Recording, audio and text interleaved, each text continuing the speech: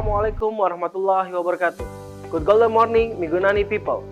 Tujuan dari kelas training yang kita selenggarakan bukan saja untuk menyampaikan materi, namun juga membuat peserta mempraktekkan di tempat kerja apa yang dipelajari di kelas. Bagaimana tidak? Tentunya akan sangat sayang sekali saat organisasi berinvestasi di pembelajaran, namun materi yang disampaikan di kelas tidak memberikan dampak apapun di tempat kerja. Dan dampak itu hanya terjadi saat peserta mempraktekkan apa yang dipelajari di tempat kerja. Jika huruf pertama dan kedua dari formula tamu berfokus pada memahamkan peserta akan materi yang didelivery, maka pada huruf ketiga dari tamu fokusnya adalah mempromosikan perubahan perilaku agar peserta mempraktekkan di tempat kerja apa yang dipelajari di kelas. Masih ingat kan kepanjangan dari formula tamu?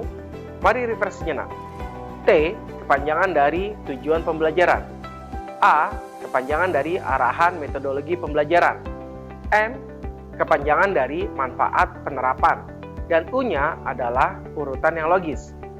Dan pada edisi kali ini, saya akan berbagi kembali mengenali formula tamu, khususnya pada huruf ketiga yaitu M, atau merupakan kepanjangan dari manfaat penerapan. Ingat, tujuan dari training tidak hanya memahamkan peserta, namun juga mempromosikan perubahan perilaku agar mempraktekkan apa yang dipelajari.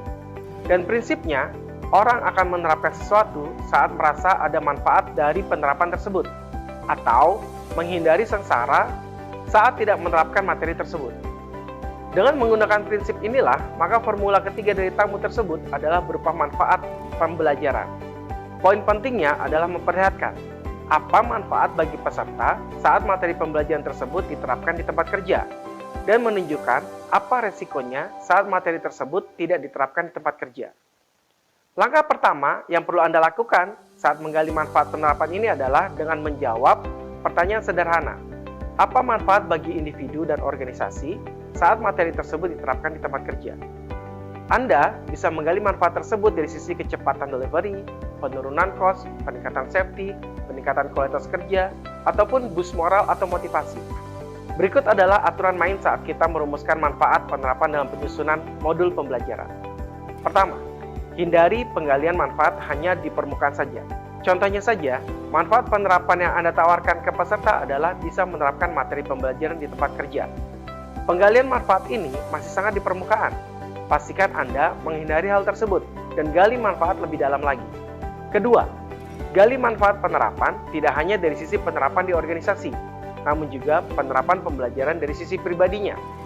Ketiga, temukan manfaat penerapan pembelajaran minimal 5 buah. Semakin banyak manfaat yang Anda temukan, akan semakin bagus dan dapat digunakan sebagai peluru untuk mempromosikan perubahan perilaku. Mari kita bawa aturan main tersebut ke dalam contoh berikut. Saat Anda sedang mengembangkan program pembelajaran coaching dengan tujuan transfer skill, temukan dan gali apa manfaat yang bisa didapat peserta secara pribadi ataupun secara organisasi saat menerapkan coaching tersebut di tempat kerja. Hindari penggalian hanya di permukaan, seperti bisa menerapkan coaching di tempat kerja, namun gali lebih dalam lagi. Apa manfaat dari penerapan coaching di tempat kerja? Bisa jadi Anda menemukan bahwa penerapan coaching di tempat kerja dari sisi kualitas kerja adalah performance subordinat menjadi lebih maksimal. Di satu sisi, tambahkan juga manfaat penerapan materi tersebut dari sisi pribadi. Contohnya saja, Anda menemukan saat peserta menerapkan coaching, maka peserta bisa meningkatkan hubungan baik antara atasan dan subordinat. Ingat juga aturan ketiga, tentukan minimal 5 manfaat sehingga Anda bisa menambahkan manfaat lain seperti 1. Meningkatkan performance subordinat. 2. Menumbuhkan hubungan antara atasan dan bawahan yang lebih baik. 3. Meminimalisasi konflik dalam hubungan atasan bawahan. 4. Memunculkan inovasi atau peluang baru. Kelima, mempromosikan perubahan perilaku ke subordinat. Contoh lainnya, saat Anda sedang membuat program pembelajaran defensive driving atau berkendara secara aman dengan tujuan transfer skill. Ingat bahwa manfaat yang Anda rumuskan bukan peserta bisa berkendara dengan aman, karena lagi-lagi ini adalah manfaat di permukaan yang harus dihindari. Gali manfaat penerapan dari sisi organisasi dan individu serta rumuskan minimal 5 buah. Sehingga Anda bisa jadi merumuskan manfaat penerapan modul defensive driving ini sebagai berikut. 1. Menghindarkan diri dari kecelakaan. 2. Menjaga kendaraan lebih awet. 3. Menghindarkan diri dari kerugian finansial. 4. Perjalanan menjadi lebih lancar dan tepat waktu. 5. lebih berpeluang menyelamatkan orang lain saat terjadi situasi emergency. Dengan contoh di defensive driving tersebut, maka saya ucapkan selamat, karena Anda sudah belajar dari 3 dari 4 formula dalam membuat modul pembelajaran. Dan di pertemuan berikutnya, kita akan masuk pada huruf terakhir dari tamu, yaitu huruf U, urutan yang logis. Saatnya menggabungkan 3 huruf pertama dalam sebuah flow pelatihan, T, A, dan M. Nantikan video berikutnya tentang U atau urutan yang logis. Stay tune, dan sampai bertemu kembali di channel Micro Learning LND Akademi Guruan edisi 11.